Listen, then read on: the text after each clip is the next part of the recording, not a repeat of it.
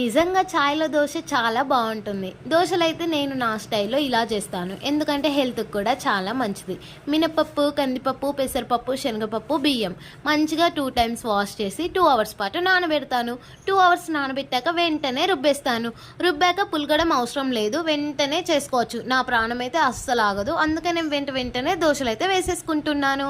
పెనం పెట్టేసి సగంలో ఆనియన్ కట్ చేసి ఆనియన్‌కి ఆయిల్ అప్లై చేసి ఆయిల్‌ని పెనంకి అప్లై చేసి వెంటనే దోశ అయితే వేసుకుంటున్నాను. బయట వెదర్ కూల్గా ఉంది. మంచిగా వేడి వేడి దోశలు అయితే రెడీ అయిపోయాయి. ఇందులో విత్ చట్నీ కూడా వేస్తాను. బట్ చట్నీతో నేను తినే అలవాటు లేదు. నాకైతే చాయ్తో తినే అలవాటు చాలా ఉంది. చట్నీ చాలా తక్కువ అన్నమాట. సో చాయ్ విత్ దోశ చాలా బాగుంటుంది. ఇది ఎంతమందికి తెలుసు? మీరెవరైనా నాలాగా ఇలా తింటే కామెంట్ చేయండి. నాకు ఇది ఎలా అలవాటు అంటే మా పిన్ని చట్నీ చేసేది కాదు. సో నాకు అలా అలవాటైపోయింది. అబ్బబ్బబ్బా! తింటుంటే చాలా బాగుంది.